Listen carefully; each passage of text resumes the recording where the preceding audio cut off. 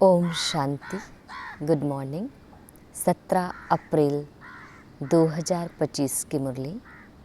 आज मीठे प्यारे बाबा हम बच्चों से कह रहे हैं, मीठे बच्चे, यह रूहानी हॉस्पिटल तुम्हें आधा कल्प के लिए एवर हेल्दी बनाने वाली है। यहाँ तुम देही अभिमानी होकर बैठो। मीठे बच्चे, यह रूहानी हॉस्पिटल तुम्हें आधा कल्प के लिए एवर हेल्दी बनाने वाली है। यहाँ तुम देही अभिमानी होकर बैठो। प्रश्न है, धंधा आदि करते भी कौन सा डायरेक्शन बुद्धि में याद रहना चाहिए? धंधा आदि करते भी कौन सा डायरेक्शन बुद्धि में याद रहना चाहिए? उत्तर है, बाप का डायरेक्शन है। तुम किसी साकार व आकार को याद नहीं करो। एक बाप की याद रहे तो विक्रम विनाश हो। इसमें कोई ये नहीं कह सकता कि फुर्सत नहीं। सब कुछ करते भी याद में रह सकते हो।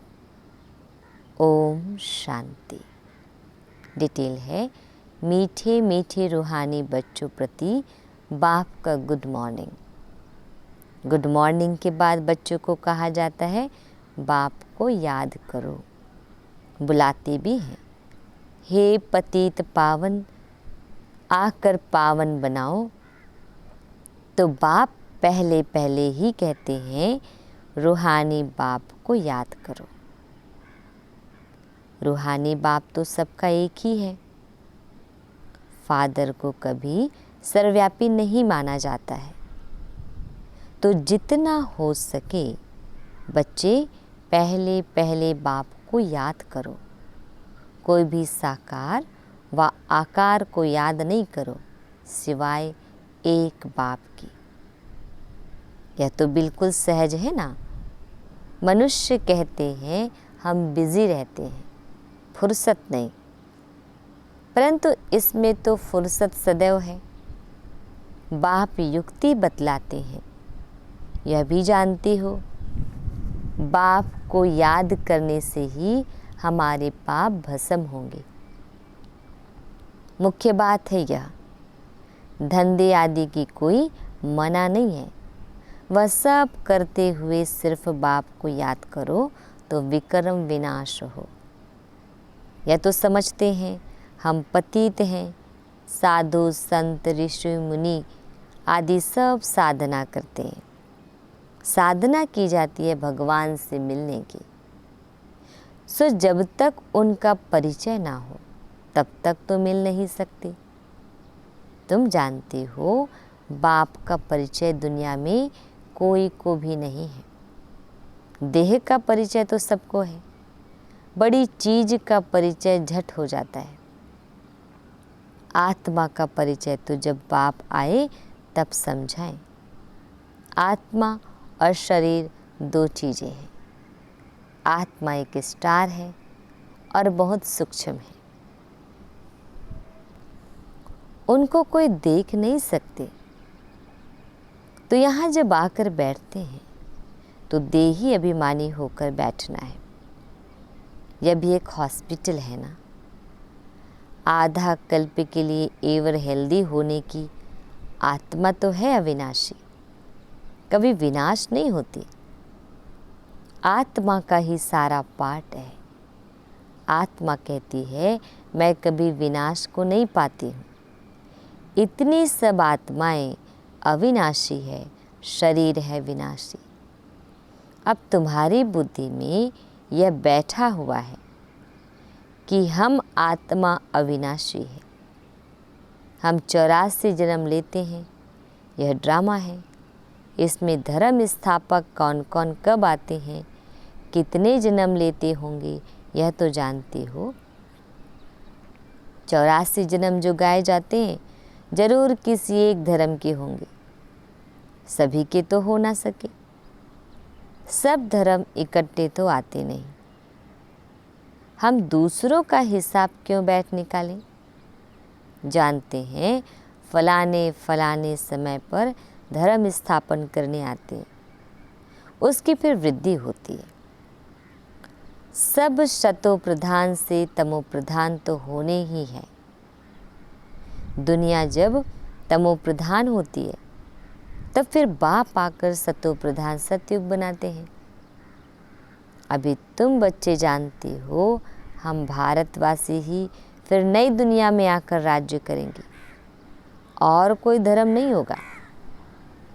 तुम बच्चों में भी जिनको ऊंच मर्तबा लेना है वह जास्ती याद में रहने का पुरुषार्थ करते हैं और समाचार भी लिखते हैं कि बाबा हम इतना समय याद में रहता हूँ।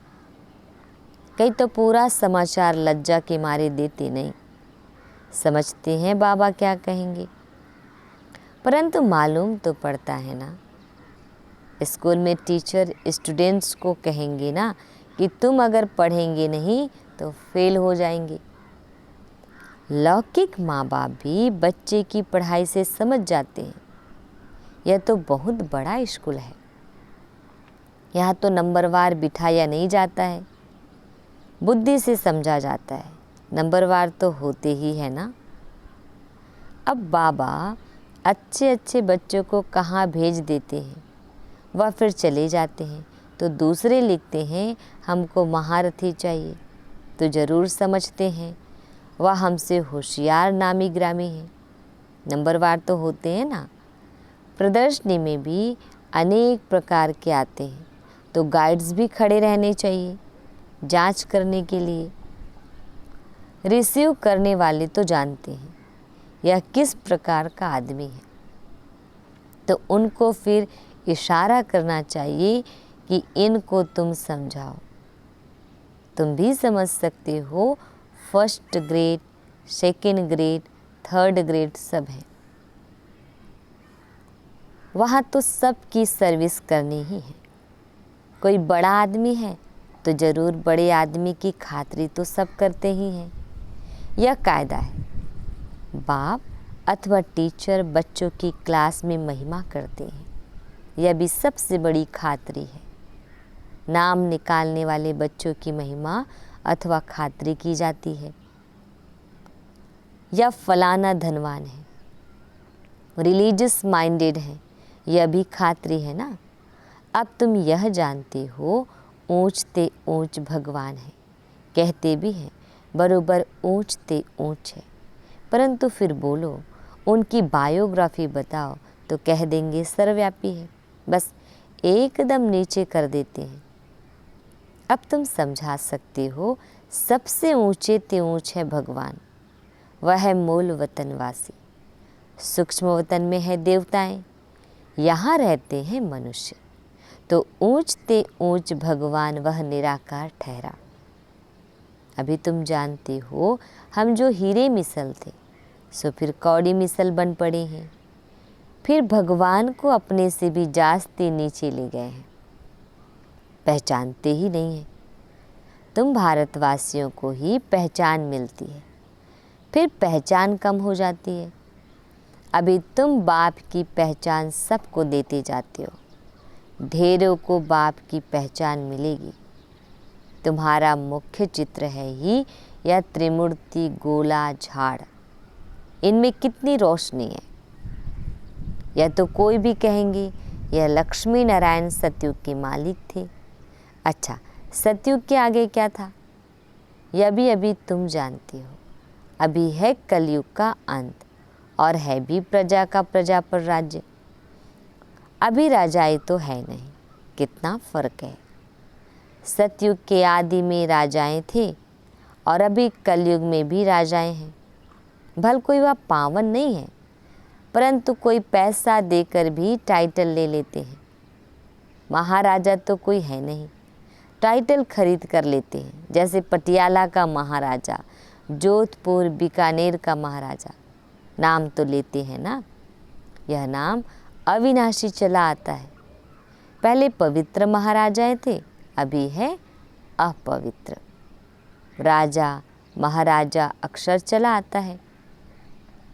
इन लक्ष्मी नारायण के लिए कहेंगे यह सतयुग के मालिक थे। किसने राज्य लिया?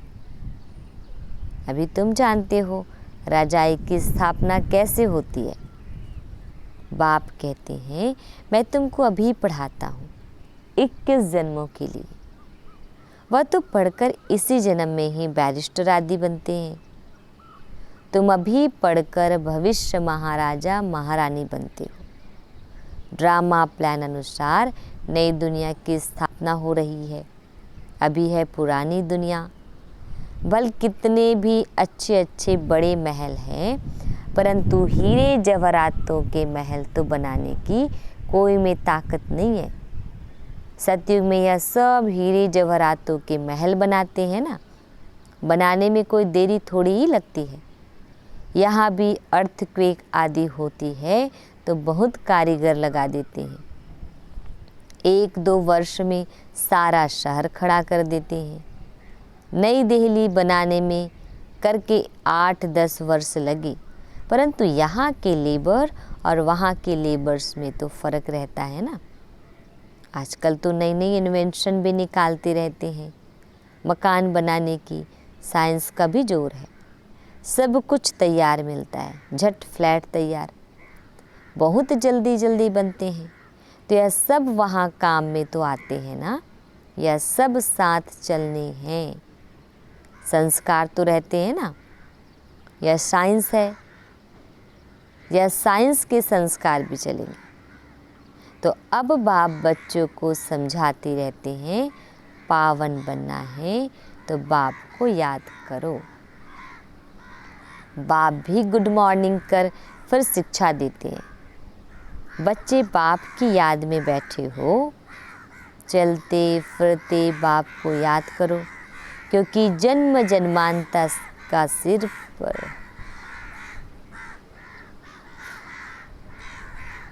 चलते फिरते बाप को याद करो, क्योंकि जन्म जन्मांतर का सिर पर बोझा है। सीढ़ी उतरते उतरते 84 जन्म लेते हैं। अभी फिर एक जन्म में चढ़ती कला होती है। जितना बाप को याद करते रहेंगे उतना खुशी भी होगी, ताकत मिलेगी। बहुत बच्चे हैं जिनको आगे नंबर में रखा जाता है, परंतु याद में बिल्कुल रहते नहीं हैं। बल ज्ञान में तीखे हैं, परंतु याद की यात्रा है नहीं। बाप तो बच्चों की महिमा करते हैं। या भी नंबर 1 में है तो ज़रूर मेहनत भी करते होंगे ना। तुम हमेशा समझो कि शिव बाबा समझाते हैं तो बुद्धि योग वहाँ लगा रहेगा। यह भी सीखता तो होगा ना, फिर भी कहते हैं बाबा को याद करो। किसको भी समझाने के लिए चित्र है। भगवान कहा ही जाता है निराकार को, वहाँ आकर शरीर धारण करते हैं। एक भगवान के बच्चे सब आत्माएं भाई भाई हैं। अभी शरीर में विराजमान है, सभी अकाल मूर्त है। यह अकाल मूर्त आत्मा का तख्त है। अकाल तख्त और कोई खास चीज़ नहीं है, यह तख्त है अकाल मूर्त का। भ्रिकुटी के बीच में आत्मा विराजमान होती है, इसको कहा जाता है अकाल तख्त। अकाल तख्त अकाल मूर्त का है। आत्माएं सब अकाल है, कितनी अति सूक्ष्म है। बाप तो है निराकार, वह अपना तख्त कहाँ से लाए। बाप कहते हैं मेरा भी यह तख्त है, मैं आकर इस तख्त का लोन लेता हूँ। ब्रह्मा के साधारण बूढ़े तन में अकाल तख्त पर आकर बैठता हूँ। अभी तुम जान गए हो सब आत्माओं का यह तख्त है। मनुष्यों की ही बात की जाती है, जानवरों की तो बात नहीं। पहले जो मनुष्य जानवर से भी बदतर हो गए हैं वह तो सुधरे। कोई जानवर की बात पूछे, बोलो पहले अपना तो सुधार करो। सतयुग में तो जानवर भी बड़े अच्छे फर्स्ट क्लास होंगे, किचड़ा आदि कुछ भी नहीं होगा। किंग के महल में कबूतर आदि का किचड़ा हो तो दंड डाल दे, जरा भी किचड़ा नहीं। वहाँ बड़ी खबरदारी रहती है, पहरे पर रहते हैं, कभी कोई जानवर आदि अंदर घुस ना सके। बड़ी सफाई रहती है। लक्ष्मी नारायण के मंदिर में भी कितनी सफाई रहती है। शंकर पार्वती के मंदिर भी, शंकर पार्वती के मंदिर में कबूतर भी दिखाते हैं तो जरूर मंदिर को भी खराब करते होंगे।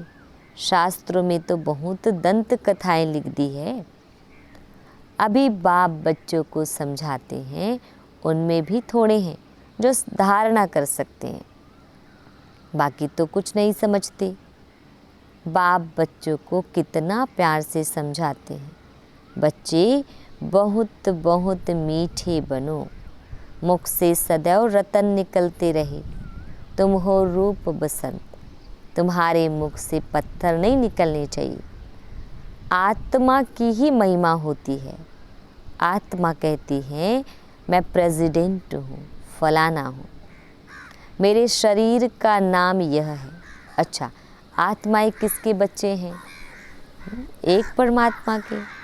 तो जरूर उनसे वर्षा मिलता होगा, वह फिर सर्वव्यापी कैसे हो सकता है? तुम समझते हो हम भी पहले कुछ नहीं जानते थे, अभी कितनी बुद्धि खुली है। तुम कोई भी मंदिर में जाएंगे समझेंगे या तो सब झूठे चित्र हैं। 10 भुजाओं वाला हाथी की सूंड वाला कोई चित्र होता है क्या? यह सब है भक्ति मार्ग की सामग्री। वास्तव में भक्ति होनी चाहिए एक शिव बाबा की, जो सबका सद्गति दाता है।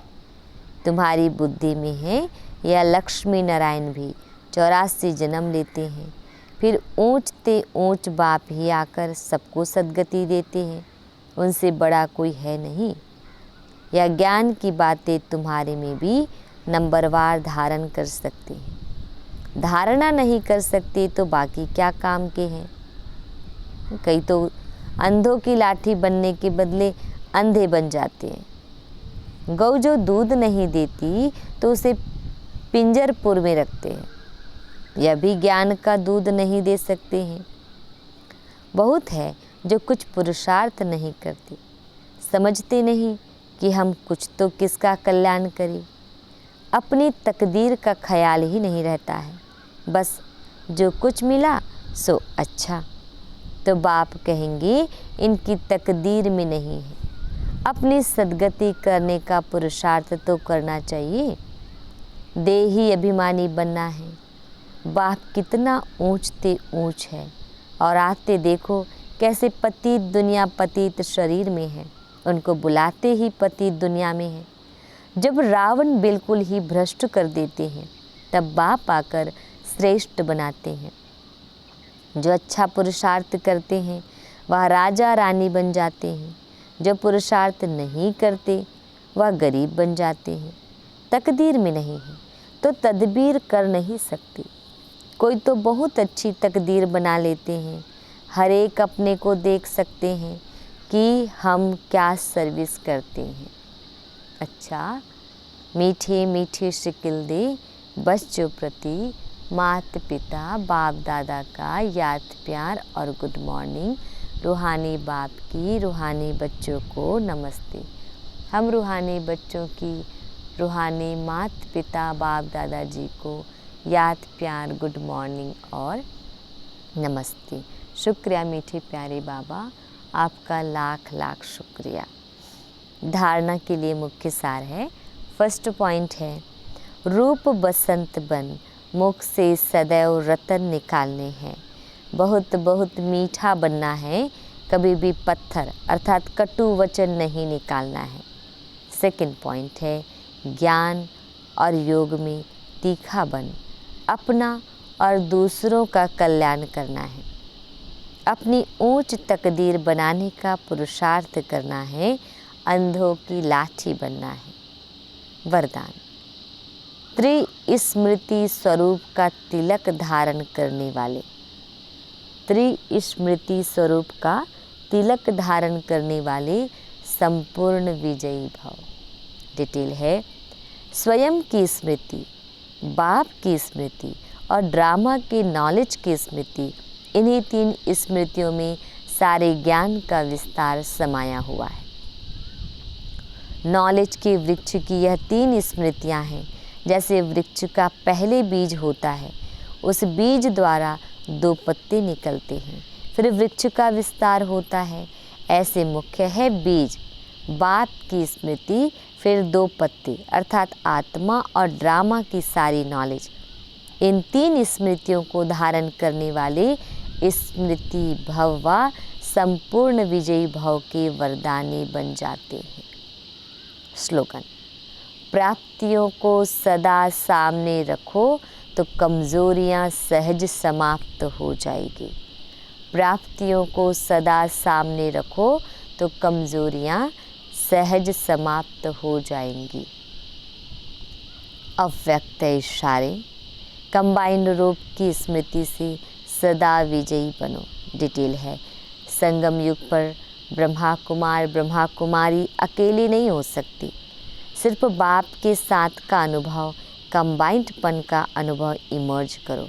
ऐसे नहीं कि बाप तो है ही मेरा, साथ है ही नहीं, साथ का प्रैक्टिकल अनुभव इमर्ज हो तो यह माया का वार नहीं होगा, माया हार खा लेगी। सिर्फ घबराओ नहीं, क्या हो गया, हिम्मत रखो। बाप के साथ को स्मृति में रखो तो विजय आपका जन्म सिद्ध अधिकार है। अच्छा, ओम शांति।